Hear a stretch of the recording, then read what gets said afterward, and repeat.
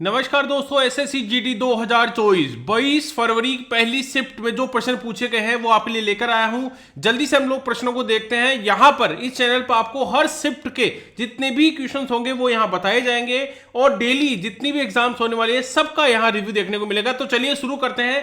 पहला प्रश्न पूछा गया था कि वर्तमान में भारत के सीसीआई यानी भारतीय प्रतिस्पर्धा आयोग कौन है इस समय। तो आपको पता है इसका राइट आंसर होगा रवनीत कौर है।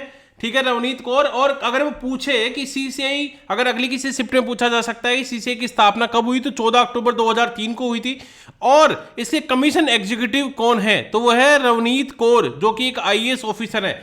आगे पूछा गया रंगास्वामी कप किस से संबंधित है, तो ये खेल जो पूछा गया है वो है हॉकी। अगर किसी और शिफ्ट में पूछा जाता है कि ये जो कप था वो कब शुरू हुआ था, तो 1928 यानी 1928 में शुरू हुआ था।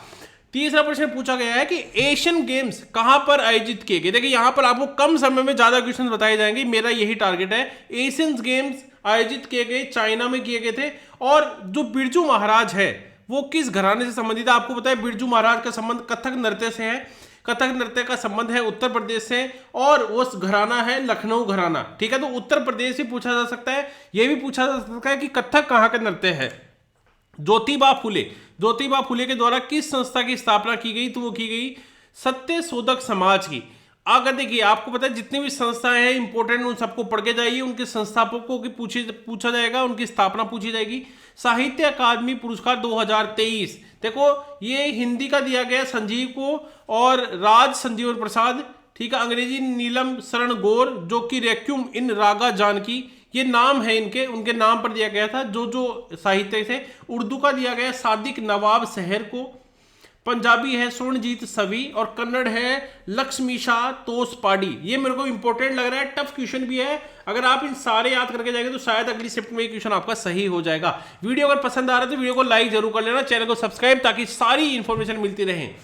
किस मुख्यमंत्री को भय मुक्त राज्य बनाने के लिए भीमराव अंबेडकर पुरस्कार दिया गया, तो उत्तर प्रदेश में जो भयपूर्ण राज्य था उसको कम किया है डॉक्टर योगी आदित्यनाथ ने, जो कि उत्तर प्रदेश से संबंधित हैं। आपको पता है उत्तर प्रदेश के मुख्यमंत्री हैं और वहां पर भगवान राम के लाला विराजमान हुए। थोड़े दिन पहले रामलला का मंदिर वहां बना है। एमएस सुब्बुलक्ष्मी को भारत रत्न कब दिया गया, तो देखिए भारत रत्न क्यों, क्योंकि अभी भारत रत्न की घोषणा की गई थी, उससे संबंधित देखो करंट में पूछ लिया है। यह भी पूछा जा सकता है किस वैज्ञानिक को दिया गया था, पहले किसको दिया गया था, किस राष्ट्रपति को दिया गया, ऐसे कई तरह से प्रश्न पूछे जा सकते हैं।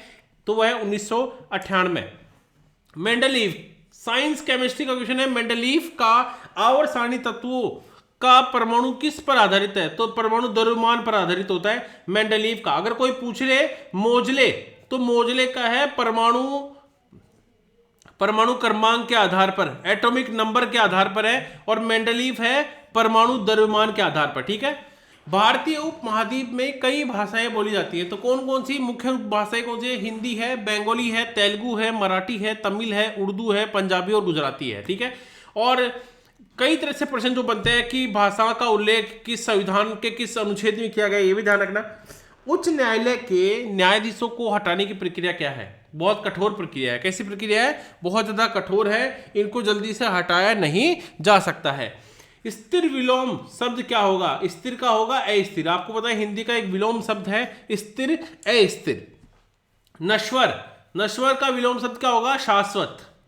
धर्म का अधर्म। ठीक है, बहुत इजी था। उदार पर्यायवाची, श्रीनिधि होगा, दयादिल होगा, सरल होगा, सीधा होगा, विरित होगा, शिष्ट होगा। उदारवादी हम बोलते हैं कई बार।